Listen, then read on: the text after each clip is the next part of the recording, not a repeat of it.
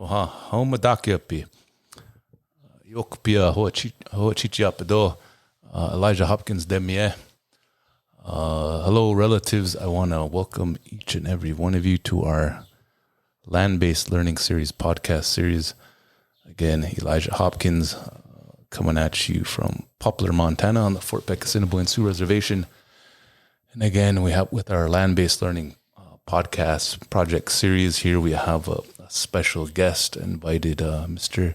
Migizi Pensoneau, to join us for a presentation here at Fort Peck Community College, and he graciously accepted our invite, and I wanted to see if he would share a little bit about his understanding with land-based learning and his experiences, whatever he wants to share, man. It's just like we wanted to promote what land-based learning is, what kind of means different things to different people. Some people it's through story, some people it's through hunting, different things like that. We just want to promote that on this basically as an educational platform. So Koda, if you want to maybe introduce yourself a little bit briefly, and then we can just kind of visit a little bit about land-based learning, how you see it. So that would be good. Sounds good. My name is Migizi Pensoneau, or Migizi Pensoneau Indigenous Cause, and in my language, even though I'm not on my land, surrounded by enemies. No, I'm from Red Lake, Minnesota, from Bemidji area, and I joke that from Fort Peck, I'm just down the road because it's all on Highway 2. If you go down Highway 2 just east, cross a couple of state lines, and you're right there. That's where I'm at. So yeah, that's a little bit about me. Right on. So Tahanshi, maybe if you could explain, like, just for educational purposes, like in the past, usually I got the Tahanshi Jeremy Rediga will talk about like cultural arts, and I know your background, is pretty well known, and especially in Indian country with 1491s and whatnot. But like a lot of his stories, he's like a pretty acclaimed writer, and so like anything you want to share, Tahanshi, about maybe stories as it relates to the land that you think were valuable, had some type of impact in your life that are kind of relevant for people of today, that would be good. Yeah. So my background is as a screenwriter and producer, and that's what I've been doing now for a lot of years.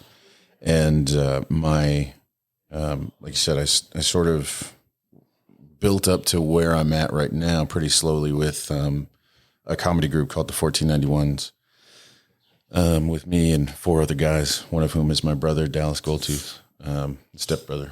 And so we ended up, creating, kind of finding our own voices with the comedy group. We sort of did that together, but individually as sort of storytellers, we've all sort of done our own thing as well. And I attribute a lot of that to the fact that me, Sterling Harjo, Dallas Goldtooth, Bobby Wilson, and Ryan Redcorn, who are the members of the group, that we all were raised in and came from our respective native communities. So Dallas is he's my stepbrother. He's from Lower Sioux, Minnesota. I'm from Red Lake, and a family in all 3 reservations around Bemidji. I got family from White Earth, from Leech Lake, and Red Lake. And Sterling Harjo was raised in Muskogee Nation, and Ryan Redcorn is Osage. He was raised in that. And Bobby Wilson, he's from Sisseton Wahpeton.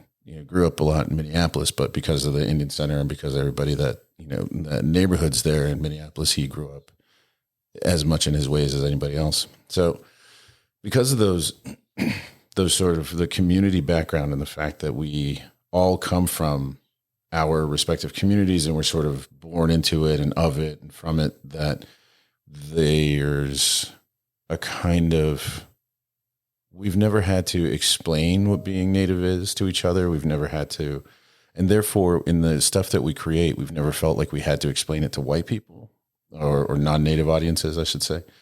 So when we're doing something like the 1481s as like sketches, or when we're doing something like Reservation Dogs, which we all wrote on, we didn't feel that it was necessary to sort of stop and explain the joke or talk about colonialism or any of that stuff. It's just going to come out no matter what. So when we just got straight to the story. And I think that lack of being too explicative and explaining too much and over sort of, trying to stop the story to tell everybody what the story's about. We don't do that. And I think a lot of that comes from the fact that because we grew up in our communities and because we grew up in our ways, we all sort of have a background initially of stories we grew up hearing, which are sort of like more traditional stories. And a lot of that was because of the efforts put forward from different Native organizations in like the 70s and 80s. We're all sort of around the same age. We're all born in like the early 80s. And so we are children of the people who fought for self-determination. And therefore, we're some of the first generation in a long time that never had to worry about whether it was taboo to sort of share these stories or to like, that part of colonialism didn't really have a touch on us. And so growing up in, Minneapolis, Bemidji, Red Lake, I went to Buganagishic school growing up. A big part of my education was learning sort of traditional stories and learning our creation stories. And with those comes let's listen to the story first. Let's see what the story's about and like let this thing play out, whether it's for us from where I'm from, whether it's like our trickster, Waynabuju, messing around with some rabbits or trying to do something terrible and then getting himself messed up like those old trickster stories are, or whether it's creation stories and listening to the way that in our stories, the way that sort of the first man walked around and named things or whatever those stories might be. Listening to those, and then afterwards you can talk about it and what does that mean or what does that mean to you? Because sometimes the meaning isn't like super obvious. Sometimes it is. Sometimes it's like, why does this animal have this color eyes? And that's, sort of like a way of describing the world around you. But some of it is moral. Some of it is life lessons and ways that you're supposed to exist in the world. But none of it has, within the story itself, that thing that sort of Western stories have, which is like if you listen to something like Aesop's Fables or, read the Bible or whatever, you hear the story and then afterwards it's like, and that means you shouldn't do blah. There's like a rule to it. Instead, in traditional sort of like more indigenous stories from around the world, not just Native stories, but indigenous stories from around the world, you'll hear the story and it's pretty obvious what the moral is or can be. And you sort of walk away with it with a knowledge of how to exist in the world or how not to exist in the world. And because of that background, I think we were able to create Native stories that didn't pander to non-Native audiences. We just were able to create stories that like, if they made us laugh or if they made us cry, then we knew that we were like, other people will get it, even if they don't get the cultural specificity. So, those sort of creation stories and those old tales are instructions and rule books about how to exist in the world. And we're talking about land-based learning. They're a guide, they're a manual to how to exist within on the land that you're from. These stories come from the spirits of that land. So when you're telling Ojibwe stories in the woodlands in northern Minnesota or Wisconsin, Michigan, whatever, when you're telling these stories, what you're really telling is how do you and the spirit that you are, how does that exist in a way that's harmonious and joyful to the world around you?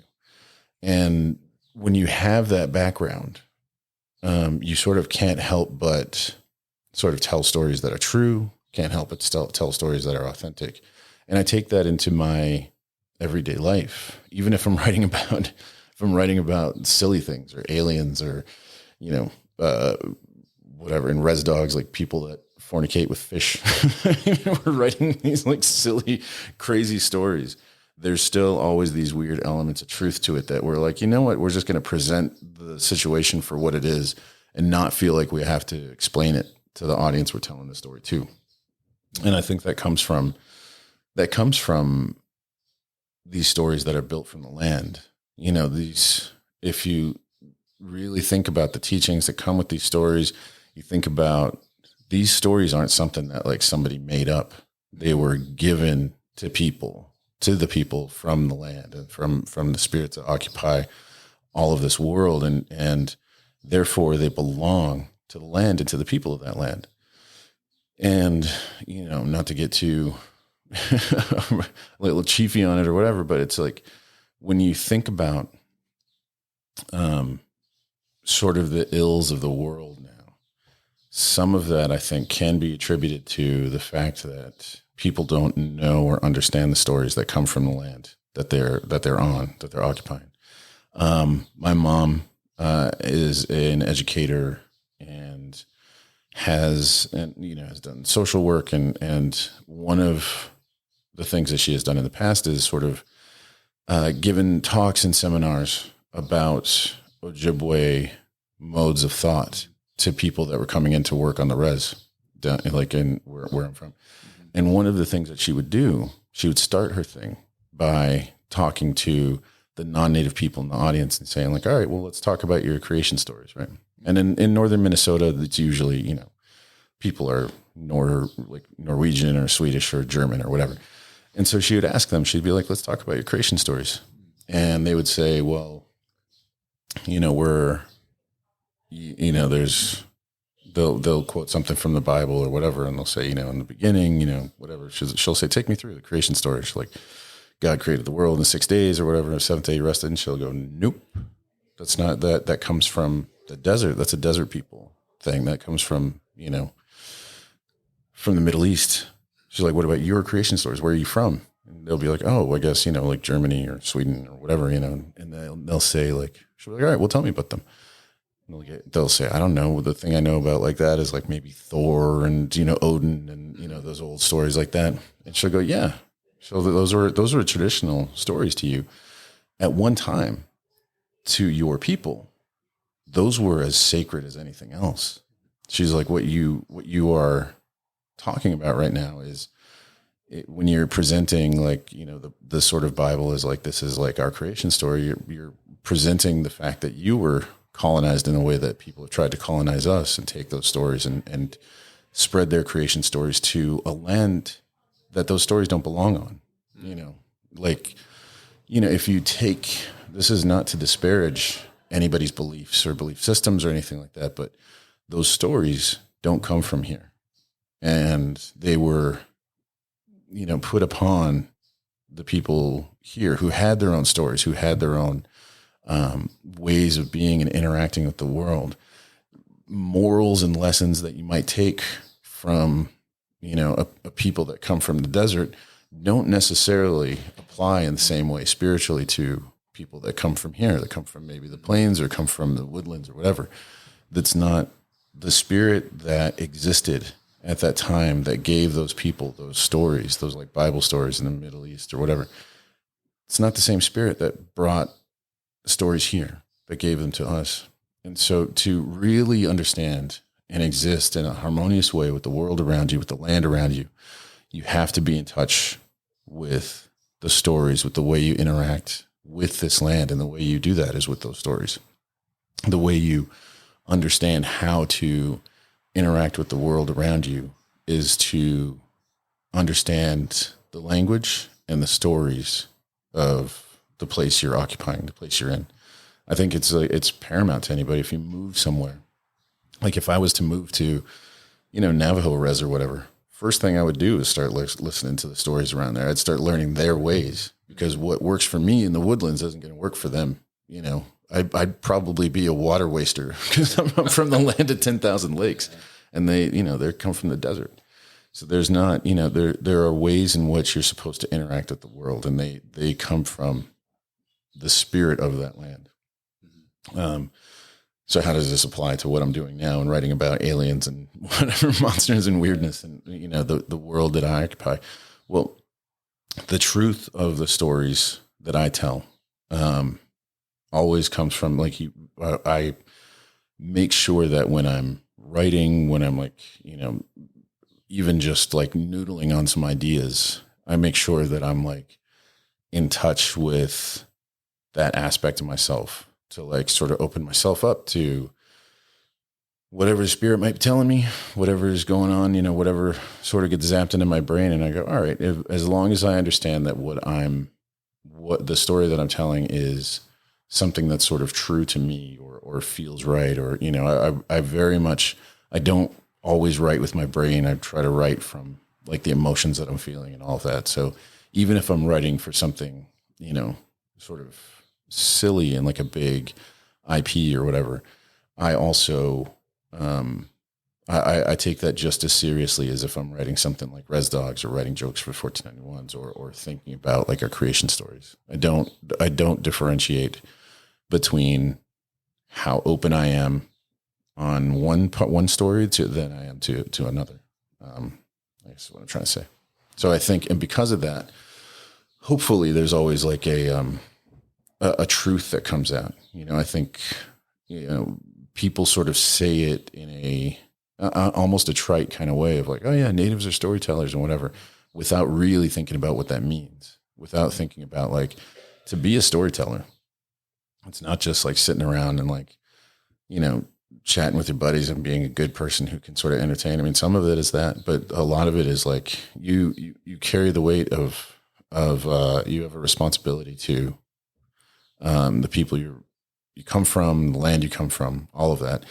I can't write anything without thinking, is this going to be something that the people back home are proud of? I can't do it. I can't do it without, in particular, I think about my mom. I think about like, is this going to be something I can proudly go back to my mom and say like, man, like, I don't know, I did this for the money or whatever. I would never, that's not my values. Culturally accountable. Yeah. You're culturally accountable. You're socially accountable. Your family's always there. And you have to be able to go back when you have, when you're in touch with your community, you have to be able to go back and be proud of the work that you've done. And so even if it's, like I said, even if it's, aliens or whatever, monsters or anything like that, it can't be something that I don't ever take it. I'm never like flippant about it. I'm never like, oh yeah, this is just whatever. This is just something I'm doing for whatever. It has to be something that I know is going to be able to come from my heart, come from spirit, and be like a really, consciously know that I can say like, I can turn something in and go like, man, I will not get smacked upside the head by my mom if she watches this. So that's, I think that it's honestly when you're really in touch with your ways and with the community that you come from, and I'm not even saying you have to always be, Mr. and Miss Ceremony or anything like that. You don't have to like, it's really about making sure that, you're a part of and accountable to the community. You can be Christian, you can be whatever, any of that. That's not what I'm talking about. It's really about are the stories that you're telling true to the community? Are you going to be able to like hold your head proudly and say like, this is something I did and I believe in it. And if the only way you can do that is if you're really in touch with that sort of part of yourself that understands that part of yourself that's outside of you in the world. Cause there's the part that's sort of internal and there's something that's sort of external, and the stories that you tell, the things you use your voice for, your writing for, or your art for, or what, any of that. That's a part of you that's going out into the world. And in a way that's you spreading, sort of your spirit out to the rest of the world. And if you, the only way to do that in a sort of true way is to understand the consequences of how it's going to be received by the community, I think, so you really have to think about, like, you can't just, it's why I can't do I've turned down jobs because they won't be true to who I am. And if it's not true to who I am, then it's not going to be something that's well received, I think, so yeah. I feel like I'm just rambling. No, that's all really good information. You hit on a lot of different things that we talked about, like, especially your last comment about being like something that really benefits your community and your culture. Cause you don't want to put things out in the world that are like even unintentionally, like, can hurt your community, could hurt Indian people, that could be used against them in ways. And I always think about that too, even in like in academics, like be careful of the things, the way that you frame your community, that you frame Indian people for a job or for money. I think that's important. And circling back, I think with your stories and how they're relevant in modern times, sometimes I'll visit with elders, fluent speakers, and sometimes the way that we share stories, is through these cultural teachers, whether it's Unktomi or there's different ones. Iya is one of them, and I remember hearing a speaker talk about that one time, about how he thinks we live in the time of Iya. It's like this time of consumerism, capitalism, right? And I think that's just something to be mindful of. And back to like land-based learning. So like even simple things when we're talking about sustainability, if we're going to go learn to like harvest plants, animals, just being mindful, not have that like consumerism mentality of like, oh, I got to take all this over here. I'm going to, and not having that perspective. And I think that our cultural stories, they ground us to the land through that stories. And there's a set of ethics and responsibilities that are connected to that. And so I always try to hold myself accountable to that too. And then, especially as my kids are in their formative years right now. And so like, I'm always trying to think about that. How does my behavior impact their perception of the world? Cause like some of us kind of grew up a little bit of a crazier background. Some of us had a little bit more cultural teachings too.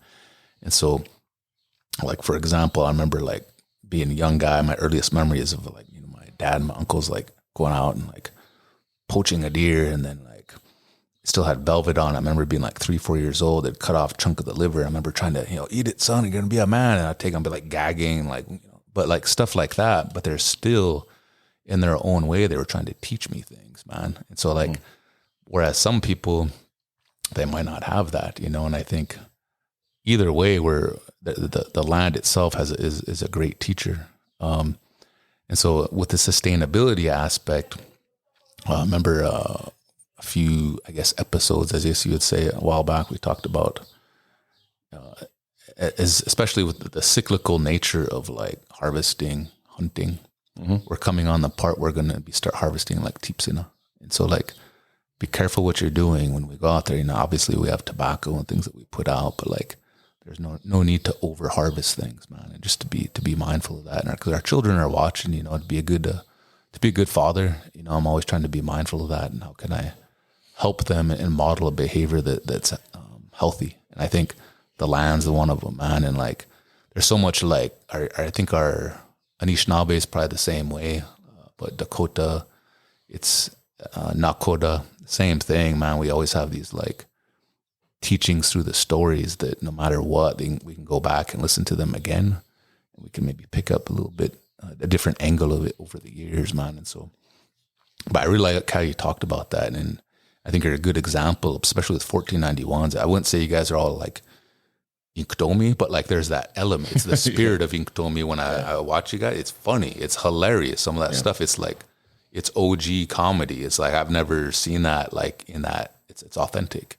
And so I think hopefully like in our tribal communities, I think when they resonate with that, man. And so it's like, whether it's writing or whatever it is that they do, I think that they can get motivated by taking their culture and their history, their stories, and kind of putting it out there, man, whether that's through writing, a formal educational process, but just being authentic with who they are. And I think that resonates with people, Tashi. So appreciate you sharing that. But yeah, anything else you want to talk about on that topic, that would be good, or anything else here? But no, I think it all sort of comes down to that what you said about,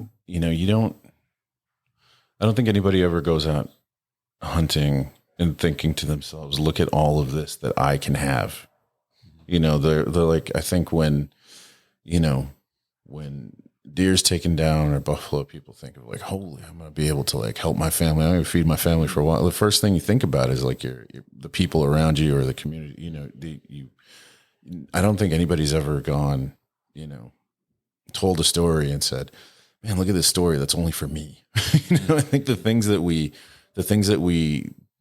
naturally, creatively, or traditionally, for lack of a better word, like take from the land, I think when you're in touch with that sort of that side of yourself, then the only thing you think about is the way that it's going to be spread out into the world, and you only want to bring that good. I think that's a natural way for people to exist, is to sort of spread as much like health and prosperity and joy into it. And I think that when you are really in touch with yourself, there's whether it's storytelling, you wouldn't just show certain aspects of some part of the community. I'm thinking in particular as a metaphor. You wouldn't, if something spoiled, you wouldn't give your family or your people spoiled meat if something happened.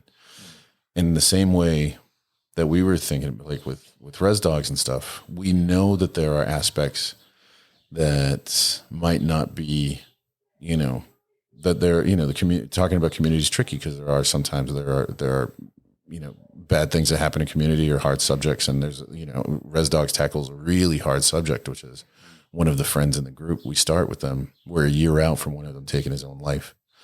And we had to be so conscious of the way that we presented that we didn't want to give the people that were watching, the people we're accountable to, our communities in particular, we didn't want to give them spoiled meat.